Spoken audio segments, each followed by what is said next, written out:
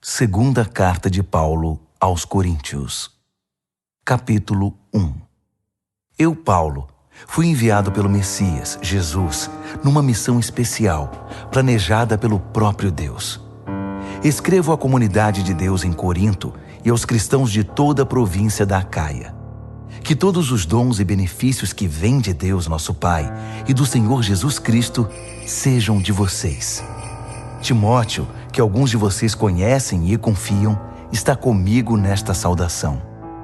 Todo louvor ao Deus e Pai de nosso Senhor Jesus, o Messias, Pai de toda misericórdia, Deus de toda cura e restauração. Ele está ao nosso lado quando passamos momentos difíceis e antes que percebamos, Ele nos leva para o lado de alguém que também está sofrendo, para que possamos ajudar aquela pessoa, assim como Ele nos ajudou. Muitas das situações difíceis que enfrentamos são consequências de seguirmos o Messias, mas os bons tempos de seu conforto restaurador compensam em muito o sofrimento. O sofrimento por Jesus traz cura e salvação para vocês. Se somos bem tratados, recebendo ajuda ou uma palavra de encorajamento, isso também coopera para o benefício de vocês, incentivando-os a prosseguir. Os momentos difíceis de vocês são os nossos momentos difíceis. Quando percebemos que estão dispostos a suportar os momentos difíceis e também a desfrutar momentos agradáveis, sabemos que vocês vão conseguir. Amigos, não queremos que vocês continuem sem saber como foi difícil passar pelo que nos aconteceu na província da Ásia. Foi tão difícil que chegamos a pensar que era o fim.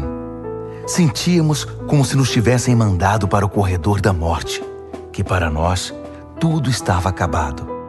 Mas quando tudo passou, foi a melhor coisa que nos poderia ter acontecido. Em vez de confiar em nossa força ou em nossa capacidade de nos salvar, fomos forçados a confiar totalmente em Deus.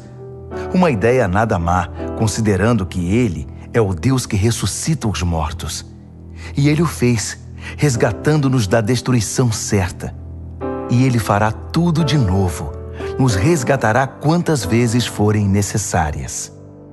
Vocês e suas orações são parte da operação de resgate. Também não quero que vocês fiquem na ignorância sobre a questão. Agora mesmo, posso ver os rostos da comunidade erguidos em louvor pelo livramento que Deus nos deu. Um resgate em que a oração tem um papel fundamental. Agora que o pior já passou, temos a alegria de informar que saímos de tudo isso com a consciência e a fé intactas e podemos encarar o mundo. Mais importante, estar de cabeça erguida diante de vocês.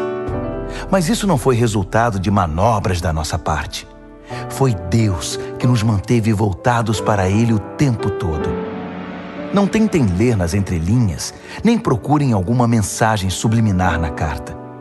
Estamos falando a verdade, de modo claro e sem rodeios, na esperança de que vocês vejam o quadro todo tão bem como já viram alguns detalhes. Queremos que vocês se orgulhem de nós, tanto quanto nos orgulhamos de vocês quando estamos juntos perante o Senhor Jesus. Certo da boa acolhida por parte de vocês, eu havia planejado 2 visitas. Passar aí a caminho da província da Macedônia e outra vez na viagem de retorno. Então, poderíamos fazer uma festa de despedida quando vocês me enviassem para a Judéia. Esse era o plano. Agora vocês me acusam de ser descuidado com minhas promessas porque o plano não se cumpriu? Acham que tenho 2 palavras? Um sim volúvel no momento e um não volúvel no minuto seguinte? Pois bem, vocês estão errados. Tento ser tão verdadeiro com minha palavra quanto Deus é com a dele. Nossa palavra a vocês não foi um sim descuidado, anulado por um não indiferente. Como poderia ser? Quando Silas, Timóteo e eu proclamamos o Filho de Deus entre vocês, vocês tiveram de escolher entre um sim e um não? Por acaso não foi um sim claro e seguro? Seja o que for que Deus prometeu, tem a marca do sim de Jesus. Nele, isso é o que pregamos e oramos, o grande amém, o sim de Deus e também o nosso sim inequívoco. Deus nos afirma, certificando-nos em Cristo, pondo seu sim dentro de nós. Pelo seu Espírito, Ele nos marcou com sua eterna garantia, um início certo para o que Ele está disposto a realizar. Pois bem, vocês estão preparados para saber a verdadeira razão por que não os visitei em Corinto? Tendo Deus por testemunha, o único motivo foi que eu quis poupar vocês da dor. Foi por causa da minha consideração por vocês. Não fui indiferente nem manipulador. Não somos responsáveis pelo modo segundo o qual vocês vivem a fé. Não nos comportamos como inspetores, e sim como companheiros, trabalhando com vocês num ambiente de alegre expectativa. Sei que vocês permanecem firmes por sua própria fé, não pela nossa. Segunda aos Coríntios, capítulo 2. Por causa disso, decidi não fazer outra visita, pois poderia ser dolorosa para vocês e para mim. Se minha presença de algum modo fosse constrangedora para vocês, como poderiam espontaneamente me saudar e animar? Por essa razão escrevi uma carta em vez de ir, para não perder tempo desapontando os amigos que eu esperava que me saudassem. Enquanto escrevo, estou convencido de que foi melhor para mim e para vocês. O tempo passava e já foi doloroso demais escrever a carta. O pergaminho tinha mais lágrimas que tinta. Mas não escrevi para causar sofrimento, e sim para que vocês soubessem quanto me preocupo. De fato, era mais que preocupação. Foi para mostrar quanto amo vocês. Agora, com respeito àquele que começou tudo isso e provocou toda essa dor, quero que saibam que, na ocasião, não fui o único ofendido, mas também todos vocês, com algumas exceções. Assim, não quero, estando aí, mostrar-me muito severo. O que a maioria de vocês concordarem como disciplina é suficiente. É hora de perdoar esse homem e ajudá-lo a se erguer. Se vocês aumentarem o sentimento de culpa dele, ele acabará se afogando nessa culpa. Meu conselho agora é derramar amor. O propósito da minha carta não é exigir a punição do ofensor, mas levar vocês a se responsabilizarem pela saúde da igreja. Se vocês o perdoarem, eu também o perdoo. Não pensem que estou levando uma lista de ressentimentos pessoais. O fato é que estou me juntando ao ato de perdão de vocês, assim como Cristo faz conosco. Afinal, não queremos inconscientemente dar a Satanás uma abertura para causar mais dano. Estamos muito bem atentos para os seus caminhos dissimulados. Quando cheguei a Troade para proclamar a mensagem do Messias, senti plena abertura. Deus havia escancarado a porta, mas Tito não estava esperando por mim com notícias sobre vocês, por isso não consegui relaxar. Preocupado, fui para Macedônia à procura de Tito e de alguma notícia que me tranquilizasse a respeito de vocês. E consegui, graças a Deus. No Messias, em Cristo, Deus nos leva de lugar em lugar num desfile de vitória perpétua. Por meio de nós, Ele traz o conhecimento de Cristo. Aonde quer que vamos, o povo aspira o excelente perfume desse conhecimento. Por causa de Cristo, exalamos uma doce fragrância que sobe até Deus e é reconhecida pelos que trilham o caminho da salvação. Um aroma com agradável cheiro de vida. Mas aqueles que estão no caminho da destruição nos tratam mais como se exalássemos o cheiro desagradável de um cadáver. É uma responsabilidade gigantesca. Quem é capaz de assumi-la? Pelo menos não adulteramos a palavra de Deus, nem a pomos à venda. Permanecemos na presença de Cristo quando falamos, e Deus nos olha no rosto. Falamos o que recebemos diretamente de Deus, e o fazemos da maneira mais honesta possível. Segunda aos Coríntios, capítulo 3. Não parece que estamos elogiando a nós mesmos, insistindo em nossas credenciais, afirmando nossa autoridade? De jeito nenhum. Tampouco precisamos de cartas de recomendação, seja para vocês, seja de vocês. Vocês mesmos são toda a recomendação de que precisamos. A vida de vocês é uma carta que qualquer um pode ler simplesmente olhando para vocês. O próprio Cristo a escreveu, não com tinta, mas com o Espírito do Deus vivo. Essa carta não é inscrita na pedra, mas entalhada em vidas humanas, e nós a publicamos. Não poderíamos estar mais seguros de que vocês são nossa carta de recomendação, escrita pelo próprio Cristo para Deus. Não pensaríamos em escrever tal carta. Só Deus pode escrever uma carta assim. Sua carta nos autoriza a levar adiante este novo plano de ação. O plano não foi escrito com tinta sobre papel, com muitas páginas de notas de rodapé, matando o seu espírito. Foi escrito em sintonia. O Espírito com o nosso espírito. A vida de Deus com a nossa vida. O governo da morte, com sua constituição escrita em tábuas de pedra, teve uma cerimônia de inauguração deslumbrante. O rosto de Moisés, enquanto entregava as tábuas de pedra, era tão brilhante quanto o dia, ainda que se desvanecesse muito rapidamente. E o povo de Israel não podia olhar direto para ele, assim como não se pode encarar o sol.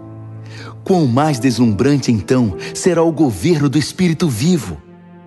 Se o governo da condenação foi impressionante, que dizer do governo da afirmação? O antigo governo, que tanto brilhava, pareceria escuridão diante do novo. Se o acordo temporário já nos impressionou, quanto mais o deslumbrante governo que durará toda a eternidade. Com esse tipo de esperança que nos anima, nada nos segura. Ao contrário de Moisés, não temos nada a esconder. Conosco, tudo acontece às claras. Ele usava um véu para que os israelitas não percebessem o brilho que aos poucos ia morrendo. E eles não perceberam. Não foram capazes de perceber na época e não percebem agora que não há nada naquele véu. Ainda hoje, quando as proclamações do governo antigo são lidas, eles nada veem. Somente Cristo pode tirar o véu, a fim de que eles possam ver por si mesmos que não há nada lá. No entanto, quando eles se voltam para Deus como Moisés fez, Deus remove o véu e lá estão eles, face a face com o Senhor. Descobrem de repente que Deus é uma presença pessoal, viva, não uma peça de pedra esculpida. E quando Deus está presente, um espírito vivo, aquela constituição antiga e repressora, se torna ultrapassada. Estamos livres dela, todos nós. Nada mais fica entre nós e Deus. Nossa face brilha com o brilho de sua face. Somos transfigurados como o Messias, e nossa vida se torna cada vez mais deslumbrante e bela, à medida que Deus entra em nossa vida e nos tornamos como Ele. Segunda Carta aos Coríntios, capítulo 4. Considerando que Deus tão generosamente nos permite participar do que Ele tem feito, não vamos desanimar nem desistir, só porque às vezes enfrentamos tempos difíceis. Nós nos recusamos a usar máscaras e a fingir. Não manipulamos os fatos nos bastidores, nem deturpamos a palavra de Deus em proveito próprio. Pelo contrário, sustentamos tudo o que fazemos e falamos toda a verdade às claras, de modo que quem quiser possa ver e julgar por si mesmo na presença de Deus. Se a mensagem parece obscura para alguns, não é porque a escondemos. Não. É porque eles estão vendo ou buscando o caminho errado e se recusam a dar à mensagem a devida atenção. A única coisa que interessa a eles é o Deus das trevas desta época. Pensam que conseguirão dele o que desejam e que não terão que se preocupar em crer na verdade que não podem ver. Eles estão cegos para a deslumbrante luz da aurora da mensagem que resplandece com Cristo e nos permite ver a melhor imagem de Deus, o que eles jamais conseguirão. Lembrem-se de que a mensagem não é sobre nós mesmos. Nós anunciamos Jesus Cristo, o Senhor. Todos nós somos mensageiros, andarilhos de Jesus por causa de vocês. Isso começou quando Deus disse que a luz brilhe nas trevas. E nossa vida ficou cheia de luz quando vimos e compreendemos Deus pela face de Cristo, tudo belo e deslumbrante. Se olharem apenas para nós, vocês podem perder o brilho. Levamos a mensagem preciosa em vasos de barro, sem adornos, ou seja, em nossa vida. Isso é para impedir que alguém pense que o incomparável poder de Deus nos pertence. Vocês sabem que não temos muita coisa de nós mesmos. Estamos soterrados de problemas, mas não desmoralizados. Não sabemos direito o que fazer, mas sabemos que Deus sabe o que fazer. Estamos espiritualmente aterrorizados, mas Deus não nos abandonou. Caímos, mas não estamos derrotados. O que fizeram a Jesus, fizeram a nós. Julgamento, tortura, zombaria e assassinato. Jesus faz em nós o que fez entre eles. Ele vive. Nossa vida está em constante risco por causa de Jesus, o que faz a vida dele mais evidente em nós. Enquanto enfrentamos o pior, vocês conseguem o melhor. Não há silêncio sobre essa questão em nossa vida. Assim como o salmista escreveu, "Cri, por isso falei." Falamos daquilo em que cremos. E o que cremos é que aquele que ressuscitou o Senhor Jesus também nos ressuscitará e nos levará com vocês. Cada detalhe coopera para o progresso de vocês e para a glória de Deus. Mais e mais graça, mais e mais pessoas, mais e mais louvor. Portanto, não estamos desistindo. Como poderíamos? Ainda que por fora pareça que tudo está se acabando, por dentro, onde Deus está criando uma nova vida, não há um só dia em que sua graça reveladora não se manifeste. Os tempos difíceis nada são comparados com os bons tempos que estão por vir. A celebração sem fim preparada para nós. Há muito mais do que podemos ver. As coisas que agora vemos estão aqui hoje, mas desaparecerão amanhã. Mas as coisas que não vemos agora irão durar para sempre. Segunda Carta aos Coríntios, capítulo 5. Por exemplo, sabemos que quando o nosso corpo se desfizer, como uma tenda desmontada, será substituído por um corpo de ressurreição no céu, feito por Deus, não por mãos humanas. E nunca mais teremos de montar nossas tendas outra vez. O desejo de mudar às vezes é tanto que choramos de frustração. Em comparação com o que está por vir, a vida aqui se parece com a estada numa cabana caindo aos pedaços. Já estamos cansados disso. O que temos é apenas um vislumbre da verdadeira realidade. Nosso verdadeiro lar, nosso corpo ressuscitado. O Espírito de Deus nos dá uma pitada desse sublime, dando-nos um gostinho do que está por vir. Ele põe um pouco do céu em nosso coração, para que nunca desejemos menos que o céu. É por isso que vivemos alegres. Vocês não ficarão vendo as coisas de cabeça baixa. As circunstâncias desfavoráveis não irão nos abater. Ao contrário, elas apenas nos fazem lembrar do glorioso futuro que nos aguarda mais adiante. É por isso que confiamos naquele que nos mantém caminhando, mesmo que não o vejamos. Acham que uns buracos na estrada ou algumas pedras no caminho irão nos parar? Quando chegar a hora, estaremos prontos para trocar o exílio pelo nosso verdadeiro lar. Mas nem o exílio nem o nosso verdadeiro lar são o que mais importam. Servir a Deus com alegria é o principal e o que desejamos fazer, a despeito das circunstâncias. Cedo ou tarde, todos teremos de ficar frente a frente com Deus, independentemente das nossas condições. Compareceremos à presença de Cristo e receberemos o que plantamos por meio da nossa conduta, boa ou má. Essa expectativa nos manterá vigilantes. Podem estar certos. Não é pouca coisa saber que todos um dia terão de enfrentar um julgamento. Daí a urgência em exortarmos todos a que se preparem para estar na presença de Deus. Só Deus sabe quanto nos dedicamos a isso. mas espero que vocês percebam quanto nos preocupamos com a questão. Não dizemos isso com a intenção de parecermos bons aos olhos de vocês, mas por pensar que vocês se sentiriam bem, orgulhosos até, por saber que estamos do seu lado e que não somos simpáticos apenas na presença de vocês, como o fazem alguns. Se eu agi loucamente, fiz isso por Deus. Se eu agi de maneira sensata, foi por vocês. O amor de Cristo me impulsiona a tais extremos. Seu amor tem a primeira e a última palavra em tudo o que fazemos. Nossa decisão firme é trabalhar com base nesta premissa: um homem morreu por todos. Essa realidade põe todos no mesmo barco.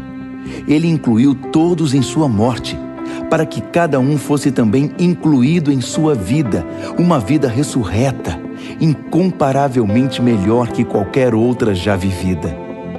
Por causa dessa decisão, não julgamos ninguém pelo que possui ou pela aparência. Houve um tempo em que julgamos o Messias dessa maneira e estávamos errados, como sabem. Não vemos mais assim. Agora olhamos para dentro e o que vemos é que qualquer um unido ao Messias tem a chance de um novo começo e é criado de novo. A velha vida se foi, uma nova vida floresce. É demais! Tudo vem de Deus, que nos quer em relacionamento com Ele e nos chamou para viver relacionamentos com nossos semelhantes. Deus se reconciliou com o mundo por meio do Messias, permitindo um novo começo pela oferta de perdão dos pecados. Deus nos deu a tarefa de contar a todos o que Ele está fazendo. Somos representantes de Cristo. Deus nos usa para persuadir homens e mulheres a deixar as diferenças de lado e ingressar na obra de Deus, e para reconciliar o ser humano com Ele. Estamos falando por Cristo, mesmo agora. Tornem-se amigos de Deus. Ele já é amigo de vocês. Como pode? Vocês perguntam. Em Cristo, eu respondo. Deus o considerou culpado, Ele que nunca fez nada errado, para que pudéssemos ser considerados sem pecado perante Deus. 2 aos Coríntios, capítulo 6. Somos seus companheiros nesta obra. Por isso imploramos, não desperdicem nem um pouco a maravilhosa vida que Deus concedeu a vocês. Ele nos lembra: ouvi seu chamado no tempo certo. No dia em que você precisou de mim, eu estava lá para ajudar. Pois bem, agora é o tempo certo para que Ele ouça vocês e os ajude.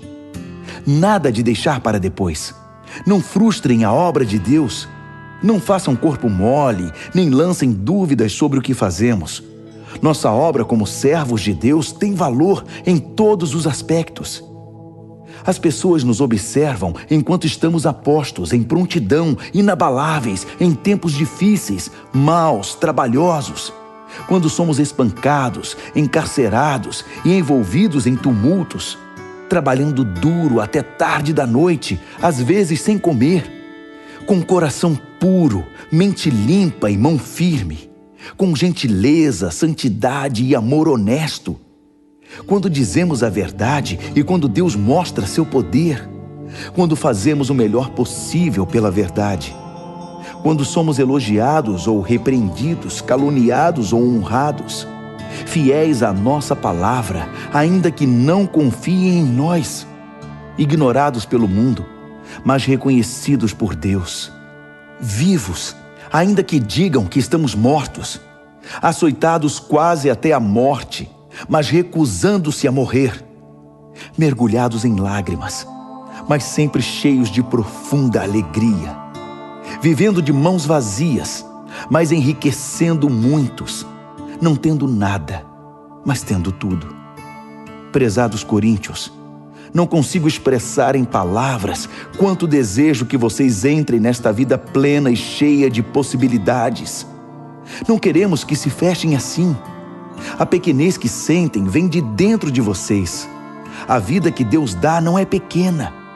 Vocês é que a vivem de modo pequeno. Digo isso com franqueza e com grande afeição. Abram a vida, comecem a vivê-la plenamente. Não se tornem parceiros dos que rejeitam Deus. Não há como fazer parceria entre o certo e o errado. Não é parceria, é guerra. A luz é amiga das trevas. Cristo passeia com o diabo. A verdade e a mentira andam de mãos dadas. Quem pensaria em pôr ídolos pagãos no templo santo de Deus? Pois é exatamente o que somos. Cada um de nós é um templo e Deus vive em nós. Ele mesmo disse: vou viver neles e neles vou me mover.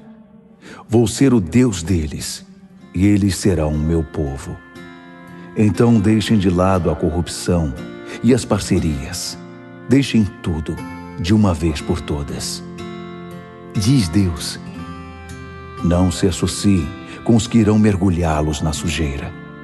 Quero todos vocês para mim.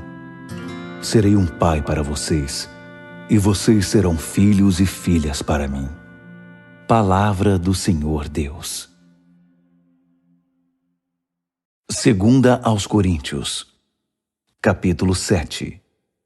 Diante de promessas tão animadoras, queridos amigos, vamos nos livrar de tudo que nos distrai ou contamine, seja por dentro, seja por fora. Que nossa vida esteja em forma e que sejamos templos santos para o culto a Deus. Confiem em nós. Nunca ferimos ninguém, nunca exploramos nem tiramos vantagem de quem quer que seja. Não pensem que procuro culpa em vocês. Já disse que estou com vocês em qualquer circunstância. Na verdade, tenho a maior confiança em vocês. Se soubessem como estou orgulhoso de vocês. A alegria me domina, mesmo com todos os problemas. Quando chegamos à província da Macedônia, não tivemos sossego. Os conflitos na igreja e os temores no coração nos deixaram ansiosos.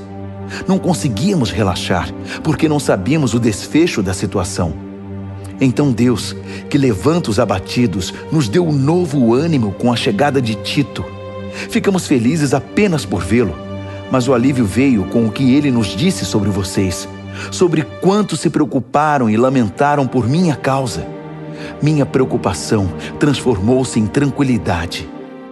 Sei que causei grande preocupação a vocês com minha carta. Ainda que tenha me sentido muito mal na época, sinto-me bem agora, quando penso em como tudo acabou. A carta aborreceu vocês, mas por pouco tempo. Agora estou contente, não por terem se aborrecido, mas porque foram desafiados a mudar. Vocês permitiram que a tristeza os levasse a Deus, não que os desviasse dele, e saíram ganhando, não perdendo. A tristeza que nos aproxima de Deus age assim. Ela abala nossas estruturas e nos leva de volta ao caminho da salvação. Jamais lamentamos ter experimentado esse tipo de dor.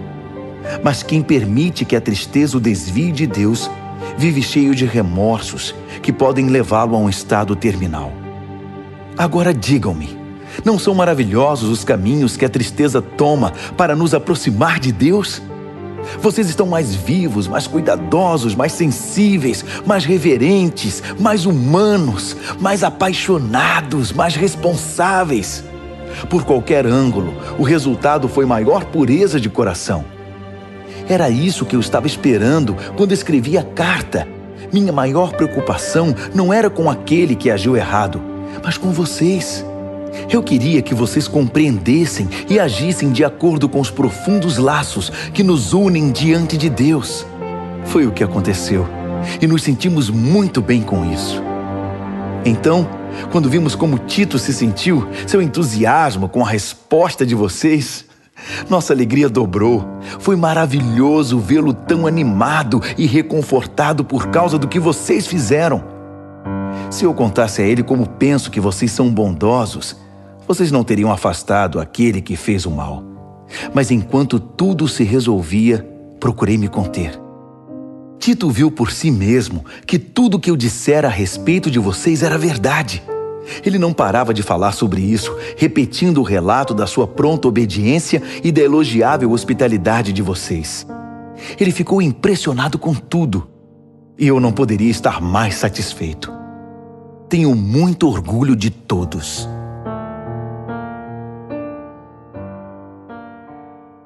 Segunda aos Coríntios, capítulo 8. Agora, amigos, quero comentar sobre os surpreendentes e generosos meios pelos quais Deus está trabalhando nas igrejas da província da Macedônia. Sérios problemas aconteceram naquelas igrejas, pressionando ao máximo o povo. Mas isso revelou o verdadeiro caráter deles. Inacreditavelmente felizes, ainda que desesperadamente pobres, a pressão motivou algo inesperado. Um rio de doações sinceras e generosas. Eu estava lá e vi. Eles contribuíam com tudo o que podiam, além das possibilidades deles, eu diria. Ajudar os cristãos pobres era um privilégio do qual não queriam abrir mão. Foi tudo espontâneo, tudo ideia deles. Fomos apanhados desprevenidos. A explicação é que eles, antes de tudo, se entregaram sem reservas a Deus e a nós. A outra oferta simplesmente fluiu dos propósitos de Deus, que trabalhava na vida de cada um. Foi por isso que eles nos convenceram a pedir a Tito que trouxesse a oferta para vocês, para que aquilo que começou tão bem pudesse ser concluído. Vocês já fazem bem muitas coisas. Confiam em Deus, são articulados, criteriosos, apaixonados e nos amam. Agora, nessa questão, espero que também façam o melhor. Não estou tentando dar ordens contra a vontade de vocês. Apresento o entusiasmo dos macedônios como um estímulo ao amor que há em vocês, na esperança de extrair o melhor de cada um. Vocês conhecem a graça generosa do Senhor Jesus Cristo. Ele era rico, mas deu tudo por nós. Tornou-se pobre para que nós nos tornássemos ricos.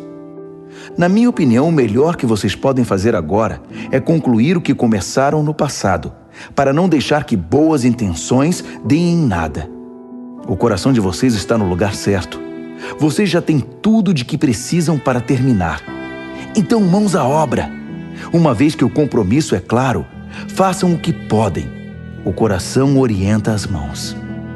Não estou querendo que se cansem enquanto os outros descansam. Nada disso. Vocês estão ombro a ombro com eles o tempo todo. O excesso de vocês supre a falta deles. E o excesso deles supre a falta de vocês. No fim, tudo ficará bem. Como está escrito: nada sobrou para quem tinha muito. Nada faltou para quem tinha necessidade.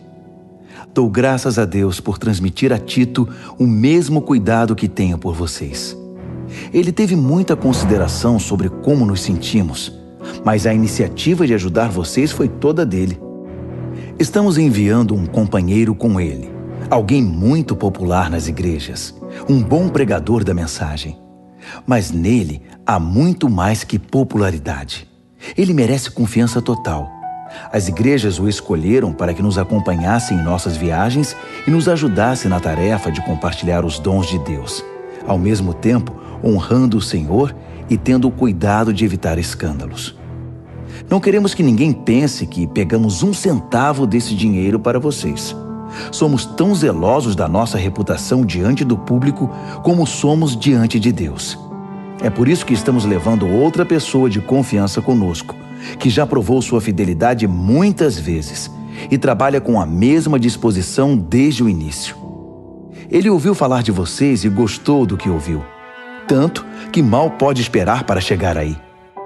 Não preciso dizer mais nada a respeito de Tito. Temos sido por muito tempo companheiros na tarefa de servir vocês. Os irmãos que viajam com ele são representantes das igrejas.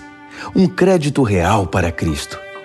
Mostrem a eles do que vocês são feitos, demonstrando o amor de que têm ouvido falar nas igrejas. Permitam que eles vejam por si mesmos.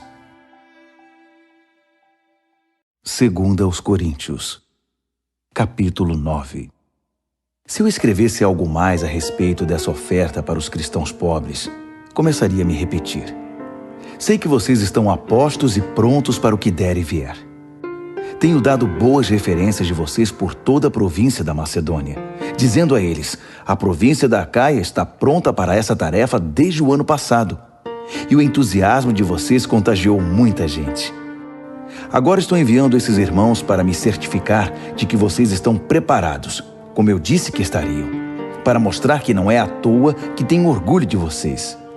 Se eu e os macedônios descobrirmos que vocês não estão preparados, será vergonhoso para todos, para mim e para vocês. Nosso testemunho teria sido puro ufanismo. Por isso, para ter certeza de que não haverá nenhum erro, recrutei esses irmãos para que antes da minha chegada preparassem vocês e a oferta prometida.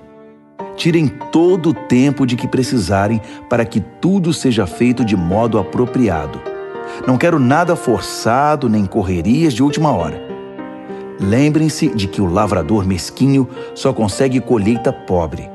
O lavrador generoso é quem obtém colheitas fartas. Quero que cada um de vocês tenha tempo suficiente para pensar nisso e decidir o que vai ofertar. Essa medida evitará que se lamentem depois por ofertas dadas sob coerção. Deus ama o doador que se alegra com a doação. Deus pode derramar bênçãos das maneiras mais surpreendentes.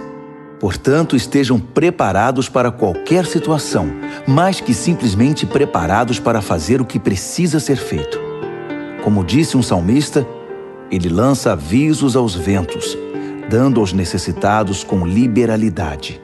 Seus meios justos e bondosos nunca se esgotam, nunca se desgastam. O Deus generoso que dá a semente ao lavrador, a qual se transforma em pão e chega à mesa de vocês, é mais que exagerado em abençoá-los. O que Ele dá, vocês podem passar adiante. Isso cresce em vidas amadurecidas, fortes em Deus, ricas em todos os sentidos. Assim, vocês podem ser generosos em todos os sentidos e louvar a Deus conosco.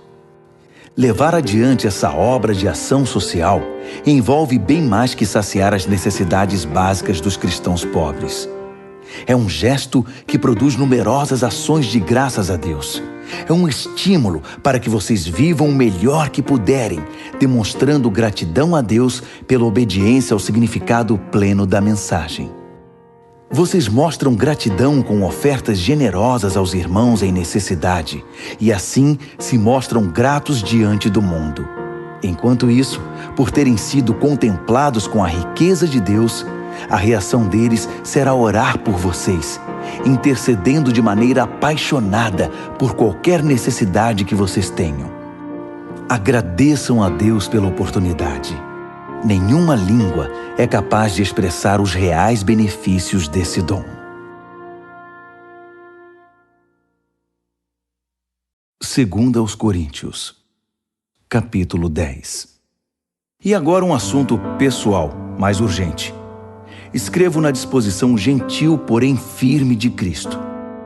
Ouvi comentários a meu respeito de que sou subserviente e fraco quando estou com vocês, mas rude e exigente quando escrevo. Por favor, não me obriguem a ser rígido quando estiver com vocês. Não pensem que vou hesitar um só minuto em me opor aos que me consideram oportunistas sem princípios. Eu os farei calar a boca. O mundo é sem princípios. É uma selva lá fora. Ninguém joga limpo. Mas o cristão não vive nem age desse modo. Nunca nos comportamos assim e jamais o faremos.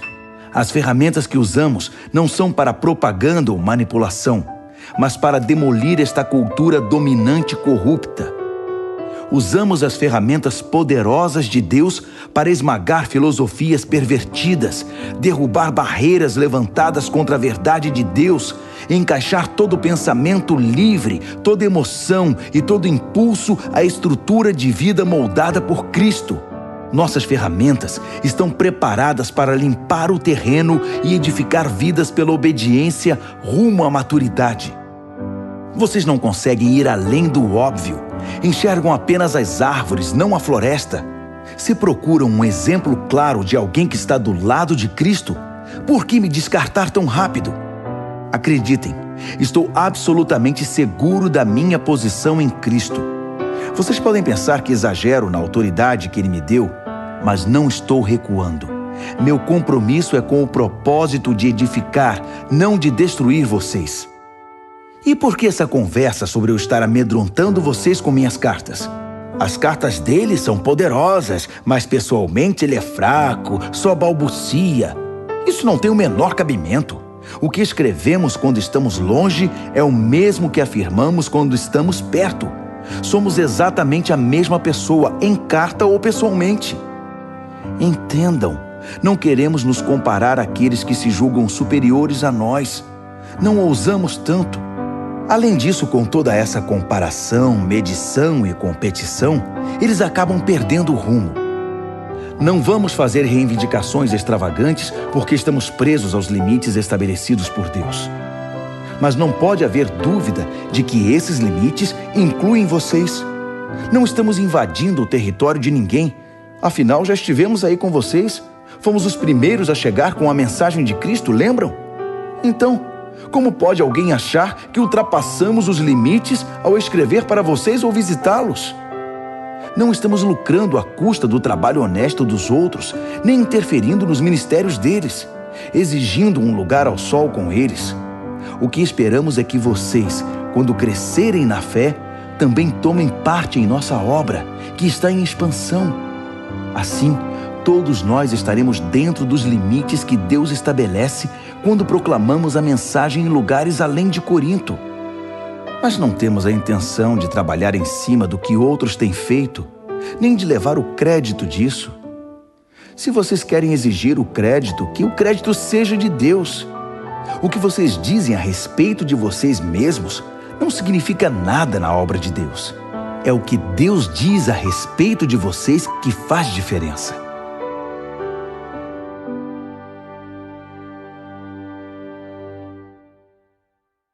Segunda aos Coríntios, capítulo 11. Podem me aguentar mais um pouco? Por favor, tenham paciência comigo. O que me deixa tão abatido é que me preocupo demais com vocês. É a paixão de Deus queimando dentro de mim. Prometi a Cristo a mão de vocês em casamento, apresentando-os como uma virgem ao seu marido. E agora receio que, assim como a serpente seduziu Eva com sua fala mansa, vocês estejam desviados da pureza simples do seu amor por Cristo. Tenho a impressão de que se alguém aparecer pregando um Jesus diferente do que nós pregamos, em espírito e em mensagem, vocês irão aceitá-lo sem problemas. Mas se vocês aceitam essas celebridades apostólicas, por que não me aceitam simples como sou? Sou tão digno quanto eles. É verdade que não domino a técnica daquela eloquência suave que tanto impressiona vocês. Mas quando abro a boca, pelo menos sei do que estou falando. Não escondo nada. Deixo vocês por dentro de tudo. Será que cometi um erro ao proclamar a mensagem de Deus a vocês sem pedir algo em troca? Ao servir vocês sem nenhum custo, para que não se sentissem pressionados por mim? Com as outras igrejas foi diferente, pois elas me pagaram. Tudo para que vocês me tivessem de graça. Nem mesmo quando vivi entre vocês, alguém precisou mover um dedo para me ajudar. Minhas necessidades eram todas supridas pelos cristãos da Macedônia. Preocupei-me em nunca ser pesado a vocês e nunca serei. Contem com isso. Cristo é minha testemunha de que isso é questão de honra para mim. E sobre isso não vou me calar para proteger vocês do que os outros vão pensar.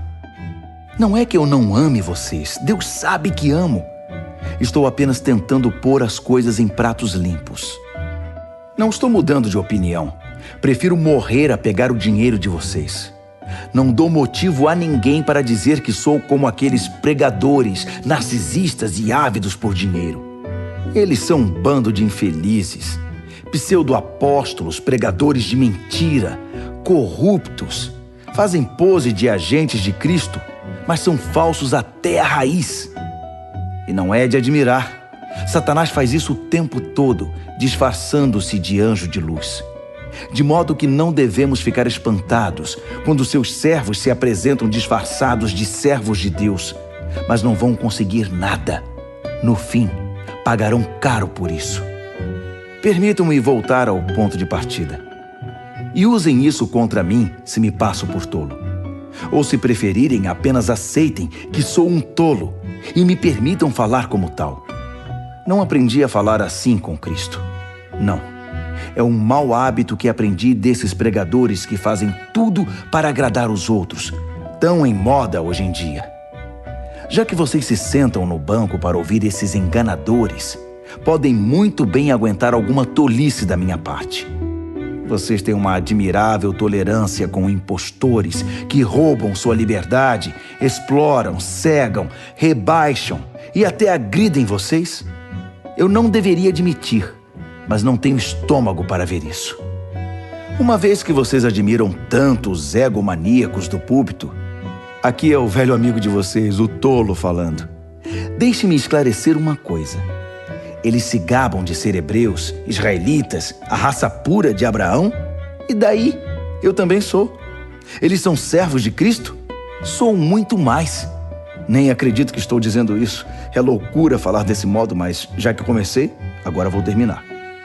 Ora, trabalhei muito mais que eles. Fui mais vezes encarcerado. Fui espancado mais do que posso contar.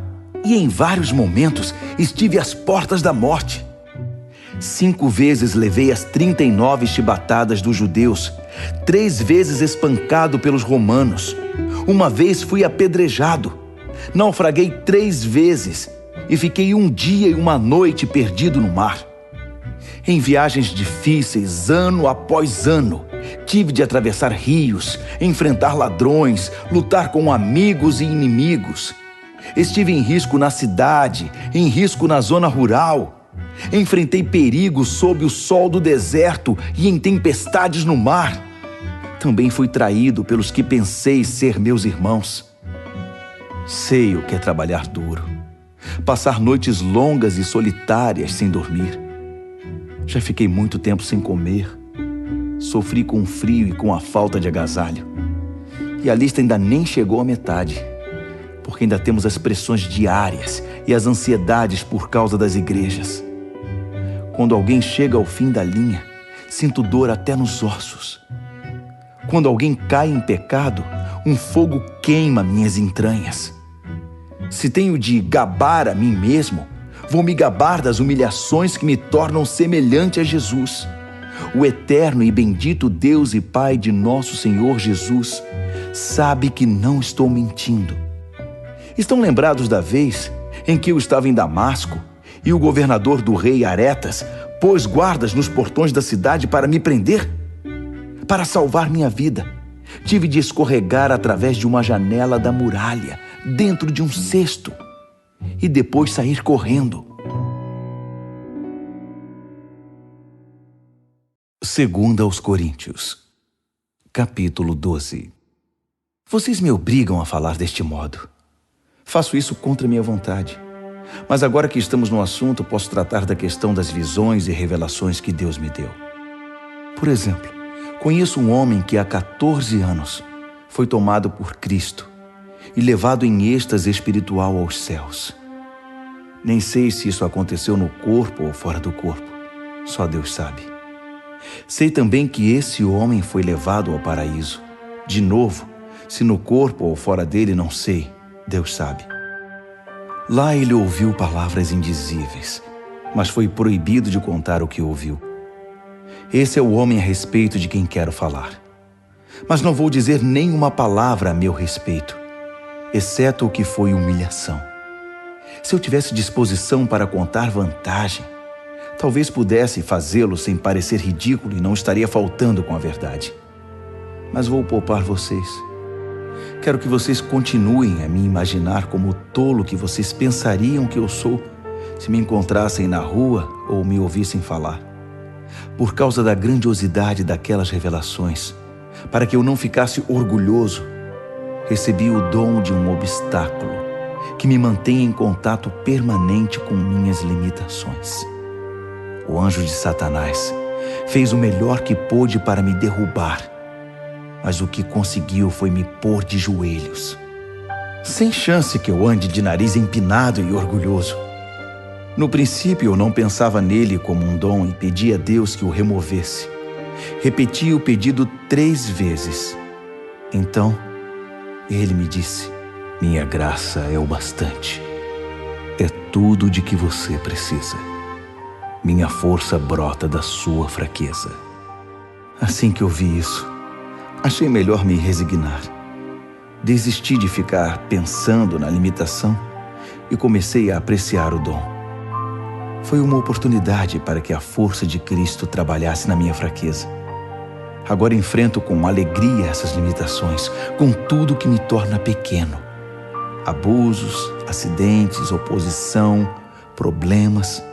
Simplesmente permito que Cristo assuma o controle. E quanto mais fraco me apresento, mais forte me torno. Muito bem, vocês conseguiram. Continuo até aqui agindo como tolo.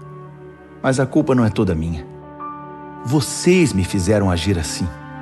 Vocês é que deveriam ter falado bem de mim e me recomendado, em vez de eu ter de fazê-lo, pois sabem por experiência própria que, embora eu não seja ninguém, seja um nada, não posso ser relegado à segunda classe, comparado com aquelas celebridades apostólicas que vocês bem conhecem.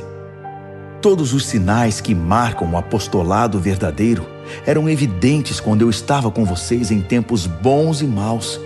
Sinais de milagres, sinais de maravilhas, sinais de poder. Vocês receberam menos de mim ou de Deus que as outras igrejas?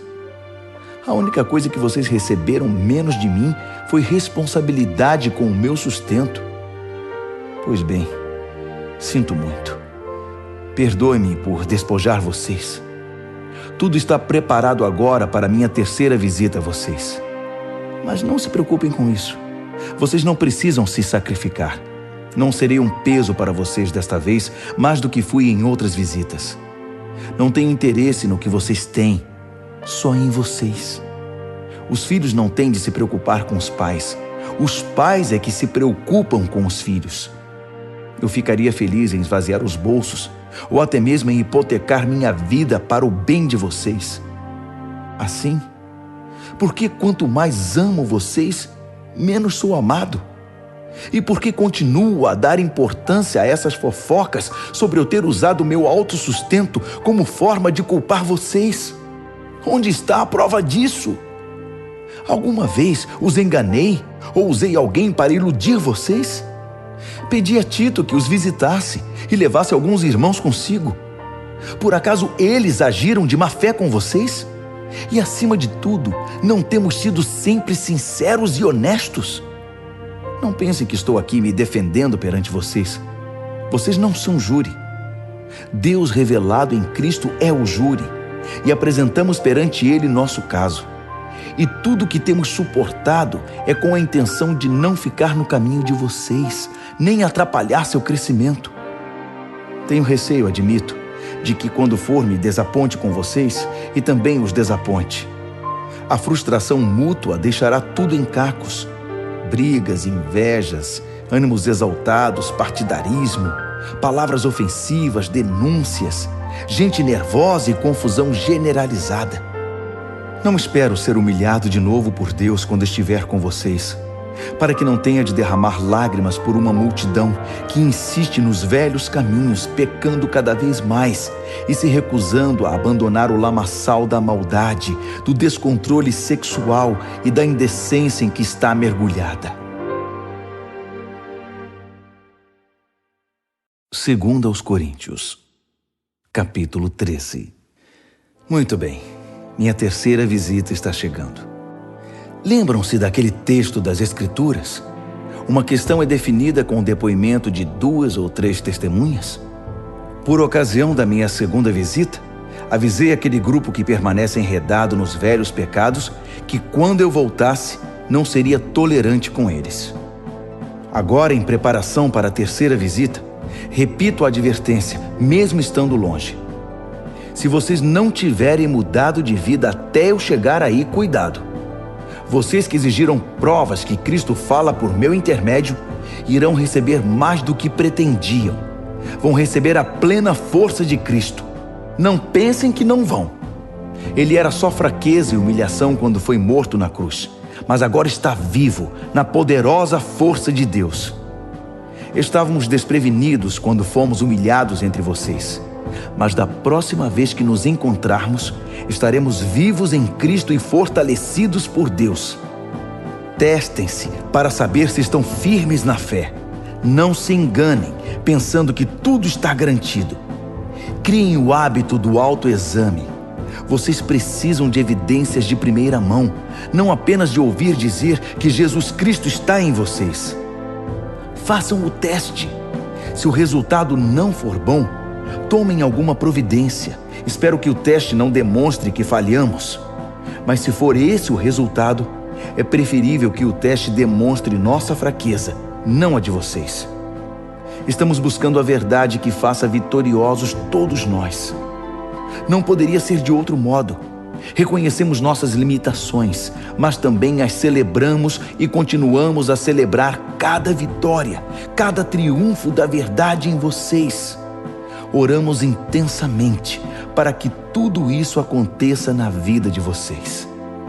Estou escrevendo assim agora, para que quando eu for, não tenha de tocar mais nesse assunto. A autoridade que o Senhor me deu é para juntar o povo, não para dividi-lo. Espero que tudo se resolva, para eu não precisar perder tempo com repreensões quando estiver aí. É isso, meus amigos. Sejam alegres. Mantenham tudo em boas condições.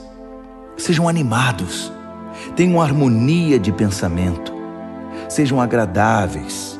Façam tudo isso, e o Deus de amor e paz estará sempre com vocês. Cumprimentem uns aos outros com um abraço santo. Todos os irmãos e irmãs que estão aqui enviam saudações. A maravilhosa graça do Senhor Jesus Cristo, o grande amor de Deus e a amizade profunda do Espírito Santo sejam com todos vocês.